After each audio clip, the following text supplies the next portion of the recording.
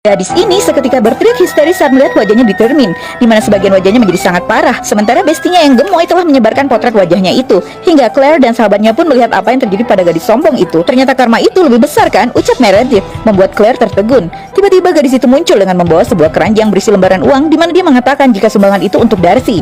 Menurutmu kami peduli, ujar Meredith, lalu mengusir kedua teman Darcy itu. Claire pun tertawa geli tak menyangka apa yang dilakukan Meredith temannya. Saat di rumah, Claire pun mencari Max, anjing kesayangannya, di mana dia tak dapat menemukannya. Namun saat dia melewati tempat itu, tiba-tiba terdengar suara rintihan Max. Claire pun bergegas mendekati tempat itu, di mana dia mencoba merayap masuk ke kolong rumah tersebut dan terus menyalakan senternya. Ketika tiba-tiba dia sangat syok saat melihat tubuh Max anjingnya sudah tergeletak tak bernyawa dengan isi perutnya yang terburai.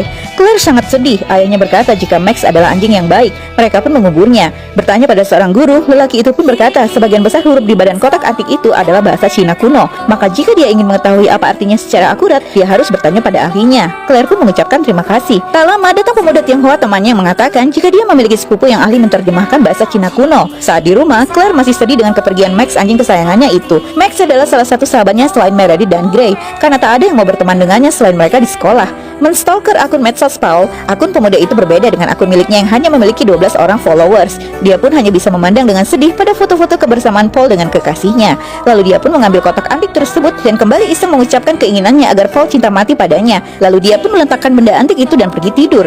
Dan keesokan harinya, keinginan yang ia ucapkan tadi malam sepertinya terkabul, di mana tiba-tiba Paul sudah berada di depan lokernya dan menyapanya dengan hangat. Claire mulai berpikir jika kotak antik itu memang keramat. Sementara di kediaman lelaki tua ini, lelaki tua itu pun baru saja masuk ke dalam bathtubnya ketika tiba-tiba kakinya terpeleset dan seketika dia pun terjatuh hingga kepalanya mengenai tepi bak itu, hingga membuat lelaki tua itu sempat terdiam sesaat. Namun saat dia tersadar, dia berusaha untuk bangkit, namun naas karena tiba-tiba kepalanya membentur keran dengan keras hingga akhirnya dia pun tak lagi bernafas. Sementara Claire saat itu hatinya sangat berbunga-bunga karena Paul baru saja menyapanya hingga membuat kekasihnya cemburu.